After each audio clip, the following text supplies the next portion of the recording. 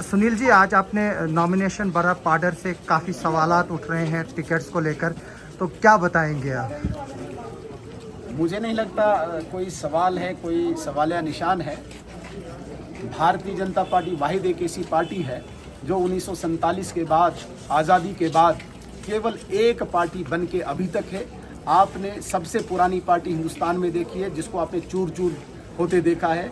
अनेक लीडरों ने अपनी कांग्रेस बनाई, चाहे तृणमूल कांग्रेस, चाहे शरद कांग्रेस, चाहे तिवारी कांग्रेस। जितने लीडर इनमें पैदा हुए उतनी कांग्रेस बनी।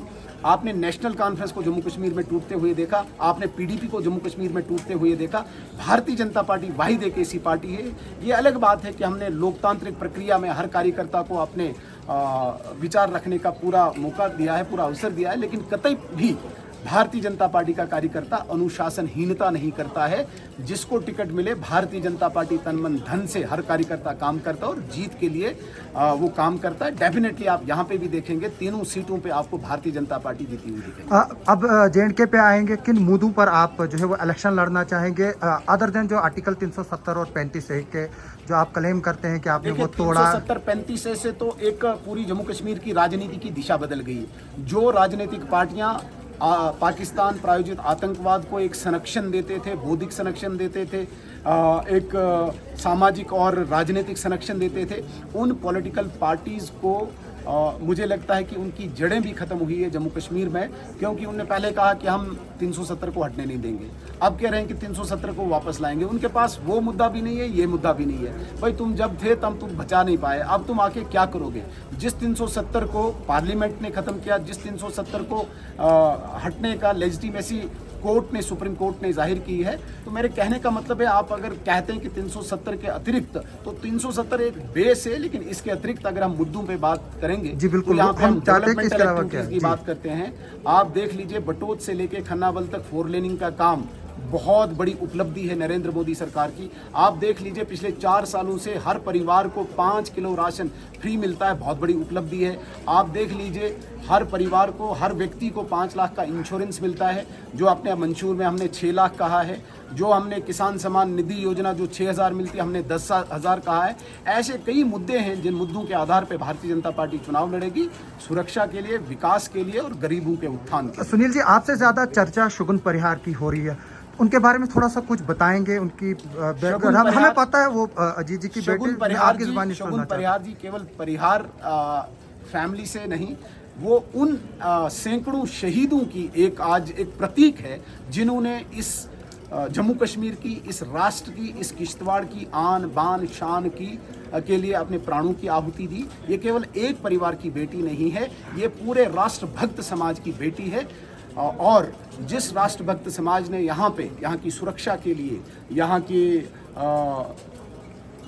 अखंडता और यहाँ की सांस्कृतिक, यहाँ की सभ्यता को बचाने के लिए अपने आप की जो कुर्बानी की है, ऐसे परिवारों का और ऐसे समाज का नेतृत्व करने के लिए शगुन परिहार जी मुझे लगता है कि एक भविष्य है किश्तवाड़ के लिए और जम्मू कश्मीर की राजनीति। किश्तवाड़ के लिए क्या प्रायोरिटीज रहेगी? एयरपोर्ट अभी तक नहीं बना, आपका सेफरान पार्क अभी तक नहीं आया, अभी जो सफायर माइंस पाडर की एक्सप्लोर करनी थी वो नहीं हुआ है। तो मैं आपको बताऊंगा, सफायर माइन का इस वक्त एक्सप्लोर का जो काम है वो फॉरेन कंपनी इस वक्त कर रही है। एक कंसल्टेंट जो लगा हुआ है वो देखेगा कि कितना सफायर का यहाँ पे, कितना अमाउंट यहाँ पे है, उसके बाद ही इसकी ऑक्शन होगा। जहाँ तक सेफरान पार्क की आप बात कर रहे हैं, सेफरान पार्क यहाँ पे सैंक्शनड है। सिर्फ यहाँ पे लैंड का एक डिस्प्यूट है। जो सेफरान पार्क ऑलरेडी यहाँ पे है, जो डिफंक्ट है, सरकार चाहती है कि वहाँ पे बने, और यहाँ के लोग चाहते हैं कि जहाँ पे सेफरान बनता है पुछाल से लेकर तुन तक वहाँ बने। उस डिस्प्यूट के कारण रुका हुआ है। मैं आपको बताना चाहूँगा, भारतीय जनता पार्टी का और हमारा मंशूर है कि यहाँ पे मल्टी पर्पज़ टनल आए, ये हमारी प्रियॉरिटी होगी। और इस सरकार में जो आने वाली भारतीय जनता पार्टी की सरकार होगी, आप किश्तवाड़ में मल्टीपर्पज़ टनल देखेंगे, जिससे आप ड्रिंकिंग, इरिगेशन और इलेक्ट्रिसिटी प्रोडक्शन एक ही टनल से देखेंगे। और ये जो नालाज हैं, इनको भी लाइव होते हुए देखेंगे। ये हमारा इस वक्त प्रियॉरिटी पे जो मुद्दे हैं, जिन मुद्दों के आधार पे हम एयरपोर्ट के बारे में बताएं। और एयरपोर्ट लगभग हो चुका है, आपने देखा है, आपने ही कवर किया था पिछले साल memorandum of understanding between lieutenant governor साहब और भारत सरकार और सेना के बीच में।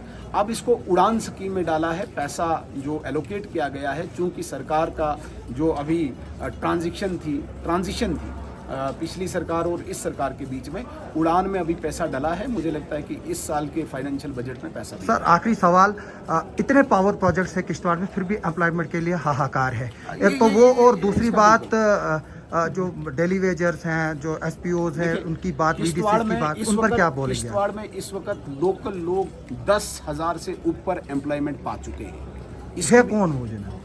अब मैं डिटेल में आपको दे सकता हूं, जब आपको चाहिए मैं ले लूंगा उनसे। हम आपका इंटरव्यू आगे भी लेंगे। हाँ, डिटेल उनकी देंगे। 10,000 लोगों से ज़्यादा इस वक्त काम कर रहे हैं, लेकिन 10,000 सफिशिएंट नहीं है। यहाँ पे अभी भी 30,000 लोग अनएम्प्लॉयड हैं। मेरे कहने का ये तात्पर्य है कि पूरे देश में, पूरे दुनिया में इस वक्त अनएम्प्लॉयमेंट की हाहाकार है। पॉपुलेशन जो एक्सप्लोजन हुआ है, अचानक पॉपुलेशन जो बढ़ी हुई है, इतने संसाधन हमारे पास, सोर्सेज रिसोर्सेज नहीं है कि हर व्यक्ति को एम्प्लॉयमेंट मिले। हाँ, हम एवेन्यूज़ देख रहे हैं। किश्तवाड़ वाहिद एक ऐसा डिस्ट्रिक्ट है पूरे जम्मू कश्मीर में जहाँ पे नौजवान को एक आशा है। वरना आप दूसरे किसी ज़िले में जाइए, आप कुपवाड़ा में जाइए, बारामूला में जाइए, सांबा में जाइए, कठुआ में जाइए, वहाँ पे कोई भी इस प्रकार की अपेक्षा नहीं रख सकता है कि मुझे ज़िले में काम मिलेगा। यहाँ पे मैं मानता हूँ कि अभी भी 20-30 हज़ार लोगों को एम्प्लॉयमेंट की ज़रूरत है, लेकिन डेफिनेटली उनको भी मिलेगा। Thank you.